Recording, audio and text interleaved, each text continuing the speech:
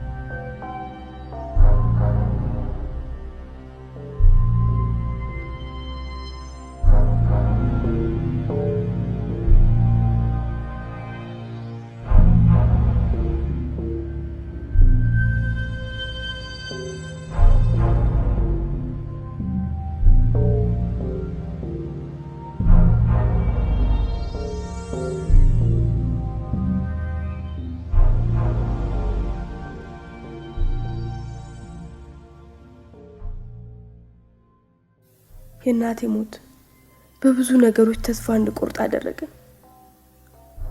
አማራጭ ስለሌለኝ ትምህርቴን መተከዣ ባደርጎ ሌሎች ነገሮች ሁሉ ከአይምሮ ያወጣው። የማፈቅራቸው ሰዎች ሁሉ በሐዘን አቆራምደውኝ ይሄዳሉ። ወንድዬ አይዞሽ ባይ ቢሆንም አያዛልቀኝም። እናቴ ቀንም ሌትም ከፊቴ ድቅን እያለች ረፍት ነሳች። እግዚአብሔር በተለየ እኔን ለምን ይበድለኛል ብዬ አስብና በወደፊት ህይወቴ ተስፋ ቆርጣለሁ። የወደፊት ህይወቴ ጨለማ ሆኖ ይታየኛል።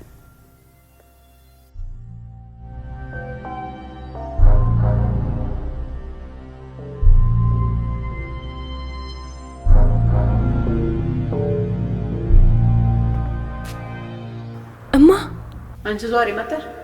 መቼም ዞረሽ ሲርብሽ ቤቷ አይጠፋብሽ። ቤቷ ጠቢና ነው። እማዬ በስመ አብ እነማን ናችሁ? አዲስ አላወቅሽንም እንዴ? የእቴቴ የት ልጅ እኮ ነኝ። ድሬዳዋ የምኖረው ሰርካለም እባላለሁ። በስልክ እኮ አውርተን እናውቃለን። 1-2 ጊዜም በአካል ተገናኝተን ነበረ። ትንሽ አሞኝ ስለነበረ ግን ለቅሶ ላይ መድረስ አልቻልኩም ነበር። ባለቤቴ ግን በቴቴ ሞት በጣም አዝኗል። አላየሽኝም እንዴ ቀብር ላይ? አላስቀብር ብዬ አባዬ ስል ባለቤቴ ነው፣ ደጀኔ ይባላል። ያው ቤቱ ባዶ እንዳይሆን ብለን። እቴቴ ልጅ እንደሌላት ታውቂያለሽ። ያለናት የቅርብ ዘመድ የእህት ልጆች ነን። ያው አሁን ቤቱ ሊሸጥ ነው። ሀብቷን ውሰዱ፣ የፈለጋችሁትን ውሰዱ። ልጅ የላትም ግን አትበሉ። ልጅ የላትም ማለት ምን ማለት ነው? ልጅ ማለት ምን ማለት ነው? ልጅ የላትም ግን አትበሉ።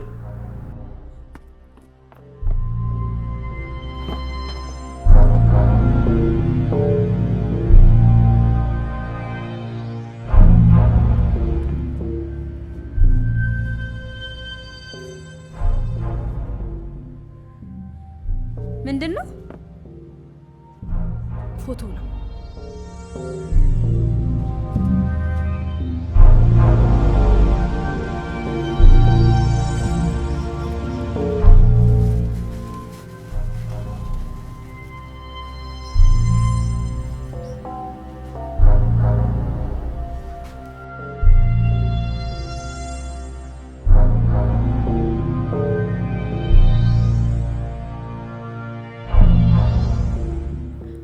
ምን እንደማስብ ታውቃለህ?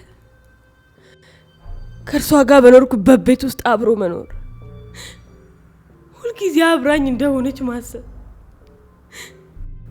ልጅነቴን ያሳለፍኩበት ቤት ከእርሷ ጋር አብሮ ተዘጋ። ትዝታዎቼ ሁሉ ተቀበሩ። ልጅነቴን ወሰዱብኝ። እርሳቸውን ከሚያስታውሱሽ ነገሮች ጋር እየኖርሽ በትካዜና በሐዘን ከምትሰቃይ ለምን አትረሻቸውም? እስከ ለተሞት ያረሳት ምን እንደማስብ ታውቃለህ?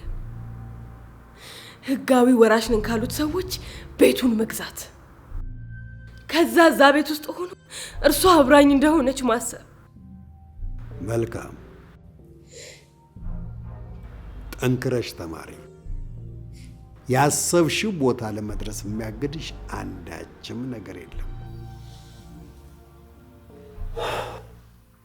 እኔም በሕይወት እስካለሁ ተጎንሽ ነኝ። ምን ማለት ነው በሕይወት እስካለሁ ማለት? አሁንም ቀድመኝ የምትሞተው አንተ ነህ? ወግና ስርዓቱ እንደዛ ነው። ማለትም የተወለደ እያረጀ ያልፋል። ቀድሞ የተወለደው ያድግና ያረጃል፣ እርሱም በተራው ያልፋል። የተፈጥሮ ህግ ነው።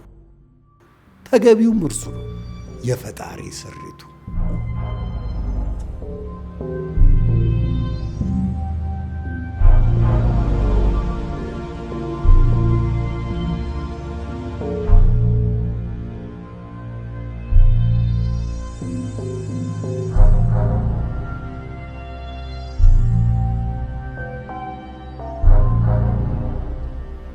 አዲ በቃ እባክሽን ጠንከር በይ።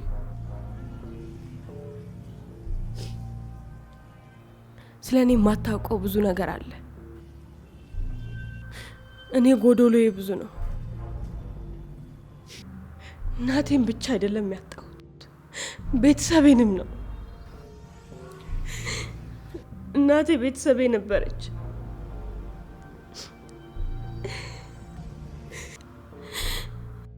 ከእንግዲህ ማንም ሰው እንዲጠጋኝ አልፈልግም። አንተም ብትሆን ከምወደው ሰው መለየት ደክሞኛል። አዲ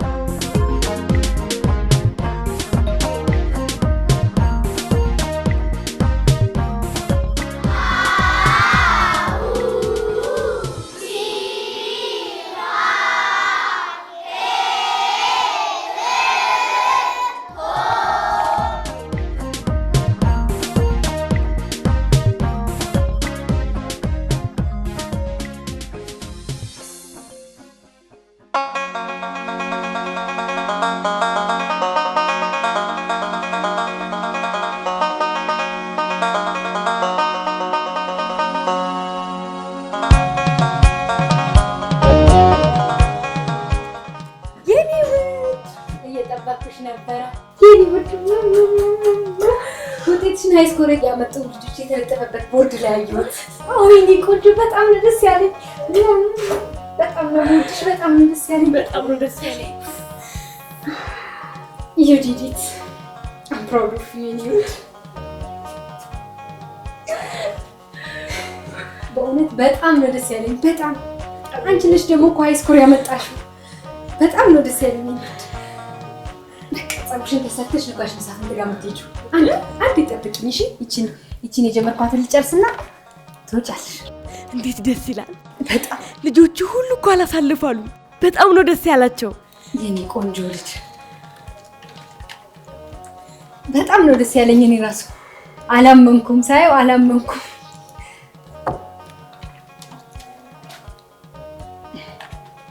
በቃ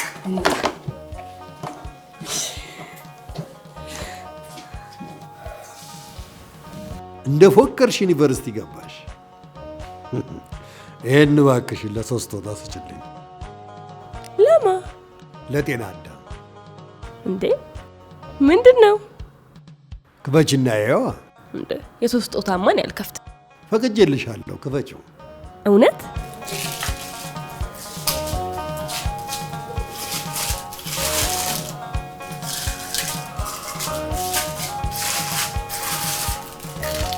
ስልክ?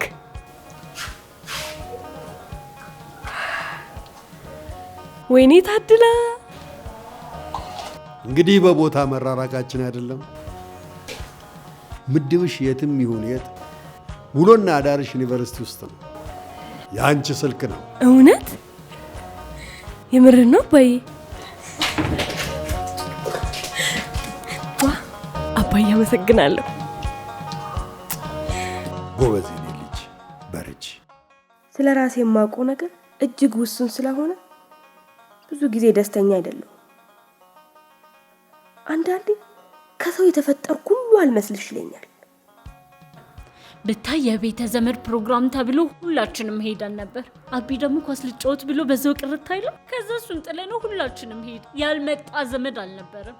አክስቴ፣ አጎቴ፣ አያቴማ ጅጅት ብለው ከስንት ዓመት በኋላ መሰለሽ ያዩዋቸው።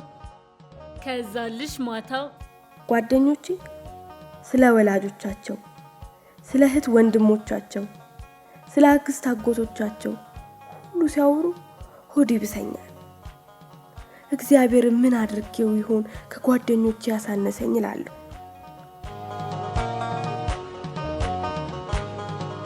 እንዴ ለምን?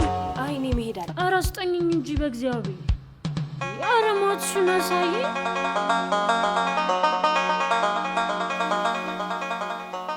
ስለኔ የሚያስቡ ሰዎች ካጠገቤ አላጣሁም። መሳፍንት ማንነቴን እንዲያፈላልገኝ ሳማክረው መንገዱን ይዘጋብኛል። ግን ደግሞ ያለሱ ተስፋ አይታየኝ። ከጊዜ ወደ ጊዜ በነገሩ እያሰብኩበት በሄድኩ ቁጥር መሳፍንት ስለኔ የጀርባ ታሪክ ጠንቅቆ የሚያውቅ ይመስለኛል። አንዳንዴ በሆነ ምክንያት ግልጽ ሊያደርግልኝ ችግር ያለበት ግን ደግሞ አባቴ ይመስለኛል። ብዙ ጊዜ ምን እንደሆነ ልጠይቀው አስብና አስከፋዋለሁ ብዬ በመስጋት ተዋዋለሁ።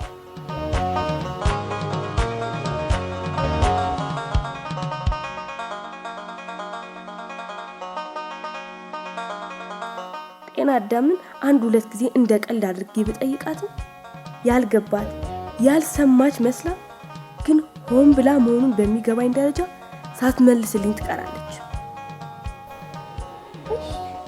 ጋሽ መሳፍንት ምን ነው? የወለደችኝን እናቴን ታውቂያታለሽ? አይ እቺ ጉደኛ ልጅ። እቺ ልጅ ደግሞ ምን ጉድ ነው? በሻይሽን ጠጪ ሻይሽን።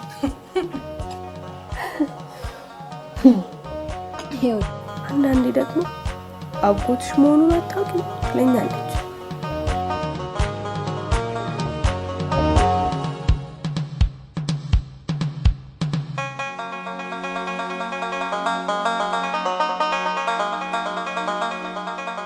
ከዚህ በኋላ ከጋሽ መሳፍንትም ሆነ ከጤና አዳም እንዲሁም ከሌሎች ምንጮች በግልጽም ሆነ በስውር መረጃ መሰብሰብ ጀመሩ። ሁለቱም ድንገት ስደርስባቸው ይደነግጣሉ። አጥብቄ ስጠይቃቸው ደግሞ ይቆጣሉ።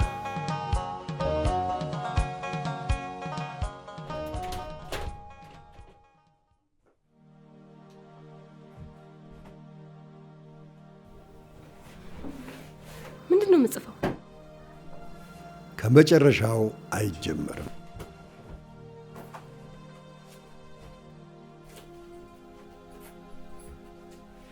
እንዴት እዚህ መሆኔን ሳታረጋግጪ መጣሽ? እርግጠኛ ነኝ በአሁኑ ሰዓት እዚህ መሆኔን ማንም አያውቅም። ካላገኘሁም መለሳለሁ ብዬ መጣ። ከዛ እዚህ ድረስ ለፍተሽ ልትመለሽ? ምንድነው የምትጽፍ? ግጥም አይደለም። ማንም ሰው የሚያውቀው አንተ ገጣሚ መሆንህን ነው። ግጥም ትቼ ልብ ወለድ ጀምሬያለሁ። ስለምንድነው የምትጽፈው? ከባድ ጥያቄ ነው። ብዙ ጊዜ ሰዎች ስለምን እንደምጽፍ ሲጠይቁኝ ይጠፋብኛል። ስለምን እንደምጽፍ ከምነግራቸው ይልቅ ግጥሜን ባነብላቸውና ሐሳቡን ሲረዱት ደስ ይለኛል። ልብ ወለድም ቢሆን እንደዛው ነው። ድርሰቴን አንብበው ሲረዱት መርጣለሁ። ላነብ ስልማ ከለከልከኝ። አንቺ እኮ ከመሃሉ ጀመርሽ። አሁን በጽሁፉ ደረጃ ደግሞ ከመጨረሻ ጀመርሽ እኮ። ከመጀመሪያው ላንብባ? እንዴት ነው አንቺ በሩን ድንገት ብርግድ አድርገሽ ገብተሽ የኔን ጽሁፍ ለማንበብ ምንድን ነው ያነሳሳሽ? የልብህን ያጫወትከኝ ይመስለኛል። እናም ደስ ይለኛል። የማታወራውን ትጽፈዋል አይደለ? የሆነ ከምትጽፈው ነገር ውስጥ ደስ የሚል ነገር አለው። የምትገርሚ ልጅ ነሽ። ጭንቅላትሽ ውስጥ ምን እንዳለ ይገባኛል። ለማንኛውም ጨርሰው ታነቢዋለሽ። የመጀመሪያው ረጅም ልብ ወለድ አንባቢ አንቺ ነሽ።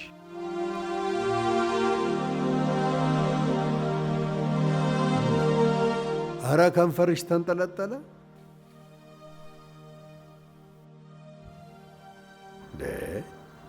ስለምን እንደምጽፍ አለመናገሬ ነው ይሄን ያህል አስኮረፈሽ?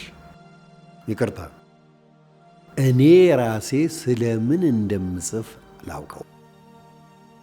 እኔ የማውቀው ታሪኩን ነው። ታሪኩን እንድነግርሽ ትፈልጊያለሽ? ተው በቃ። ይገባኛል። አይምሮሽ ውስጥ ምን እንዳለ ይገባኛል። እኔ ስለምጽፈው ድርሰት አይደለም ጭንቀትሽ። አንቺ የምትፈልጊው ነገር እኔ ድርሰት ውስጥ ያለ ስለመሰለሽ ነው። እኔ ደግሞ የምጽፈው አንዲት ትምህርት አጥብቃ የምትወድ ልጅ ዋና ገጸ ባህሪ የሆነችበት ረጅም ልቦለድ ነው። ታሪኩ አንዲት በትምህርት ፍቅር የተነሳ መስዋዕትነት ስለከፈለች ልጅ ነው። መስዋዕትነት? አዎ፣ መስዋዕትነት ስለከፈለች ልጅ። በአሁኑ ጊዜ ሁሉም ወላጅ በሚባልበት ደረጃ ለልጆቻቸው ትምህርት መስዋዕትነት እየከፈሉ ባሉበት ዘመን አብዛኛው ተማሪ ለትምህርቱ ደንታ ቢስ ነው። በወላጆቹ አባባይነትና ሽሩርነት ላይ ነው ያለው። እች ልጅ ግን ፍጹም የተለየች ልጅ ነች። አየሽ፣ ስለ ትምህርት ፍቅር መስዋዕትነት የከፈሉ ኢትዮጵያውያን ታሪክ ትኩረት ተሰጥቶት እስካሁን ድረስ አልተጻፈም። በተለይ ጭልጥ ባለ ገጠር ውስጥ በአጉል ባህል ባላዋቂነት ካቴና የታሰሩ ሴት ልጆች እየከፈሉ ያሉት የከፈሉት መስዋዕትነት ከአይምሮ በላይ ነው። ይህን ነው ልቦለድ ያልከው? አዎ፣ የኔ የመጀመሪያ ረጅም ልቦለድ ስራዬ ከገጠር ወደ አዲስ አበባ በሕፃንነቷ ከአሳዳጊዎቿ ጉያ ወጥታ ለትምህርት ፍቅር ስትል መስዋዕትነት ስለከፈለች ጀግና ሴት ታሪክ ነው የምጽፈው። እንዴት ያለ መስዋዕትነት ነው የከፈለችው? ማንም ሊከፍለው ከሚችለው ሁሉ የላቀ ሕይወቷን ነው የከፈለችው። እንዴት? ልጅቷ እጅግ ቆንጆና ውብ ነበረችና ከተራ ገበሬ እስከ አካባቢው ባለስልጣን ድረስ ልጅቷን ለሚስትነት እንዲሰጧቸው ወላጆቿን መግቢያ መውጫ ያሳጧቸዋል። እናም እናትና አባቷን እንዲሁም ራሷን ነፃ ለማውጣት ከገጠር ወጥታ አዲስ አበባ ባህር ውስጥ ሰምጣለች። ይሄ ነው ልቦለዱ? እየነገርኩሽ። እሺ። አዲስ አበባ መጥታ የምትጠጋበት ቤተሰብ ስላልነበራት በደላላ አማካኝነት የቤት ሰራተኝነት ትቀጠራለች። የቀጠሯትን ሰዎች የማታ ትምህርት እንዲያስተምሯት በምትማጸንበት ሰዓት ነበር የቀጠረቻት ሴት ባል ልጅቷን ይደፍራታል። አንድ ጊዜ ብቻ አይደለም፣ ደጋግሞ ይደፍራታል። እች ልጅ ትጸንሳለች። መጸነሷን ራሱ ያወቀችው ከብዙ ጊዜ በኋላ ነበር። መጸነሷን ባወቀች በሁለተኛው ወሩ ለሰውየው ትነግረዋለች። በሰውየው ዘንድ ከፍተኛ መደናገጥ ይፈጠራል። በኋላም ራሱን ካረጋጋ በኋላ ማርገዟን እንደወደደው፣ ነገር ግን ይህንን ምስጢር ለማንም ትንፍሽ እንዳትል አጥብቆ ይነግራታል። ይህንን ሲከታተሉ የነበሩት የቤቱ ዘበኛ የሰውየውን መሰሪነትና አደገኝነት እንዲሁም ልጅቷ ላይ ሊደርስ የሚችለውን አደጋ በመገንዘብ ልጅቷ ፈጥና ከዚች ቤት እንድትወጣ ከቻለች ገጠር ቤተሰቦቿ ጋር እንድትሄድ አጥብቀው ይመክሯታል።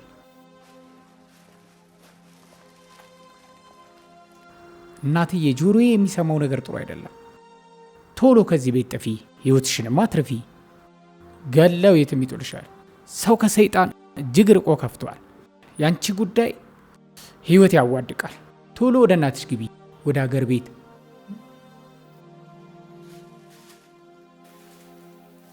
ይሁልሽ 150 ብር አለኝ። በዚህ መሳፈሪያ ተሳፍረሽ ቶሎ ወደ አገርሽ ጥፊ። ፈጣሪ ይከተልሽ። ቆይ አንዴ ሌልሽና ከዛ ጠራሻለሁ።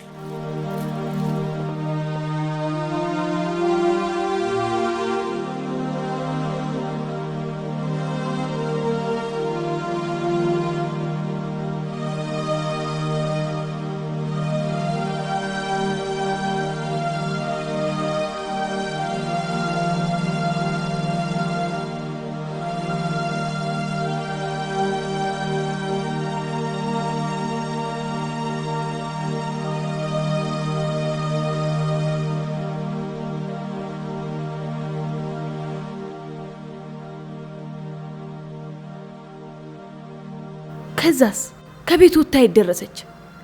ሰውየውስ አገኛት? ሰውየውማ ከዛ ቤት ወጥታ ውቅያኖስ ከሆነው አዲስ አበባ ውስጥ ሰምታ በፍጹም ሊያገኛት አልቻለም። አፋኝ ገዳይ ቡድኖቹን በማደራጀት የድለላ ሱቆቹንና ቤቶቹን ሁሉ አዳረሰ። ያች ልጅ በሕይወት መኖሯንና ቁርጥ አባቱን የመሰለ ወንድ ልጅ መውለዷን በፍጹም አያውቅም ነበር። ወንድ ነው እንደ የወለደችው? አዎ ወንድ ልጅ ነው የወለደችው። ምን ነው ድርሰቴ ጥሩ አይደለም? እሺ ከዚያስ? ከዚያም ልጇ አድጎ 2 ዓመት ሲሞላው ፊደል ማስቆጠር ጀመረች። እሷ ልታገኘው ያልቻለችውን የትምህርት ዕድል በልጇ ለማስቀጠል ሩቅ አሳቢዋ ታታሪዋ እናት ልጇን ጎዳና ላይ ፊደል ማስቆጠር ጀመረች። ጎዳና ላይ? ጎዳና ላይ አልኩኝ እንዴ? ቤት ውስጥ። ቆይ ቤት ውስጥ ጎዳና ላይ ወስኜ ጽፈዋለሁ። አይ ጎዳና ላይ ከወለደችው ጎዳና ላይ ነው ልታስቆጥረው የምችለው። እሷም ጎዳና ላይ ትሞታለች።